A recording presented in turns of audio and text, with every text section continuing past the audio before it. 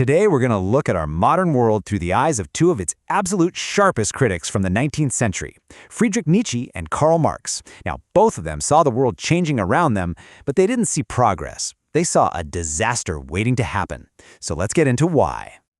I mean, think about it. These guys were living through an age of unbelievable change. Factories, democracy, science taking off. But they weren't buying into the hype. They saw a sickness. So the big question is, what on earth did they see that so many others were missing? You have to picture the 19th century, this total whirlwind of change. And right in the middle of it all, you get Marx and Nietzsche. But they weren't cheerleaders for all this progress. Nope, they were more like doctors, diagnosing a brand new and very, very troubled era. Okay, so here's the thing. While they both agreed that modernity was in some kind of deep crisis, they couldn't have disagreed more on what was causing it. They pointed their fingers at two totally different culprits. Was the sickness a matter of culture, or was it all about capital?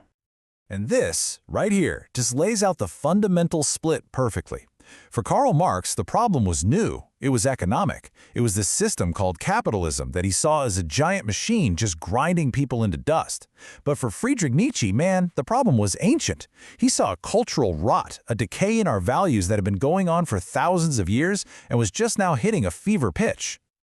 To really get Marx, you have to start right here, with this idea, the labor theory of value.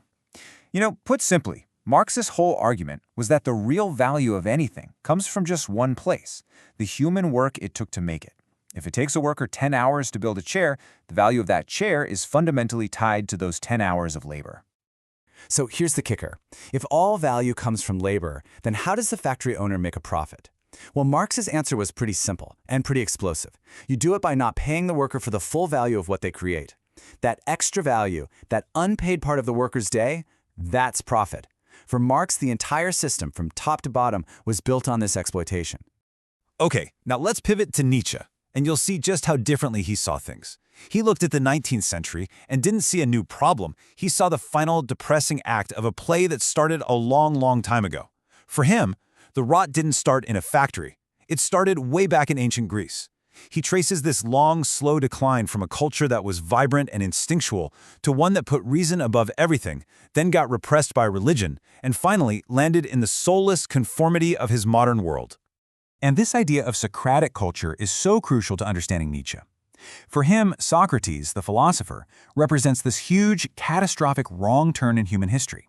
It was the moment we, as a culture, started to distrust our instincts, our passions, our bodies, and decided that abstract reason was somehow superior. That, he argued, was the original sin that slowly weakened the entire Western world. So, what kind of person does all this create? What's the end product of these broken systems? Well, both thinkers painted a pretty bleak picture. You're either a member of the herd or you're a cog in a machine. From Marx's point of view, the modern person is the alienated worker. Just imagine it. You're on an assembly line all day, doing one repetitive task, making something you'll never own and probably can't even afford. You're completely cut off from your own creativity, from the various thing you're making. And, at the end of the day, you're cut off from what makes you human. You're just a cog. Nietzsche's vision, well, it might be even scarier. He called the end product of modernity the last man. Now, this isn't a person who's suffering from exploitation. This is a person who has lost the ability to even want anything great. The last man doesn't want to struggle or achieve. All he wants is comfort. He wants security, and he wants everyone and everything to be exactly the same. He's the ultimate symbol of mediocrity. I mean, this quote just hits you right in the gut, doesn't it? That is the world of the last man. It's a world of total, suffocating sameness, a herd with no leader, where being an individual isn't just frowned upon. It's basically seen as a type of mental illness.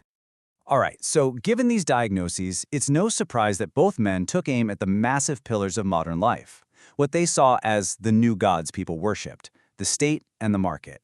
They believed these institutions were the things that kept everyone sick. So for Marx, the targets were crystal clear. He went after the whole economic setup of capitalism, the marketplace itself, the very idea of working for a wage, and of course, the private ownership of factories and land. And this is so important, he saw the state, the government, as basically the hired muscle for the capitalist class, there to protect their stuff and their profits. Now, Nietzsche's hit list was really different. Yeah, he hated the modern state too, but he saw it as this machine for enforcing mediocrity, not just protecting capital. He also attacked mass culture, the newspapers, democracy, liberalism, even our whole concept of morality, which he thought was just a weapon the wheat herd used to drag down anyone who was exceptional. And wow, you can just feel the contempt dripping from this quote, can't you? Nietzsche didn't just have a political disagreement with the state. He was disgusted by it, a cold monster that's built on lies. For him, it was the absolute enemy of any real, vibrant, creative human culture. So, if the world is this sick, what's the cure? Well, as you've probably guessed by now, their solutions were as far apart as their diagnoses. They each called for a revolution, but one was social and the other was purely cultural. And this lays it all out. Marx wanted a full-blown social revolution. He wanted the working class to rise up, overthrow the whole economic system, and build a totally new society, communism.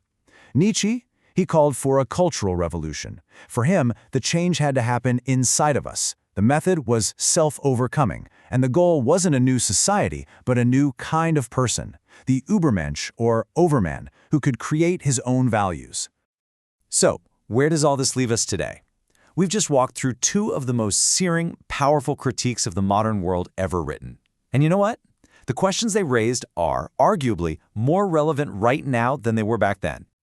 At the end of the day, what Marx and Nietzsche gave us are two competing but incredibly useful lenses to look at our own lives and our own world. Do we see our biggest problems as being rooted in economic systems, in exploitation and inequality? Or do we see them as a crisis of meaning, a decay of our values, a cultural sickness? These two perspectives pretty much define a lot of our debates today. And that brings us right to the final question, the one I want to leave you with. When you look around at the 21st century, which of these diagnoses feels more true to you? Are we mostly cogs in a machine, trapped by economic forces? Or are we becoming those last men, content and comfortable, drowning in a sea of conformity? Which sickness feels like the more urgent threat right now? That's something worth thinking about.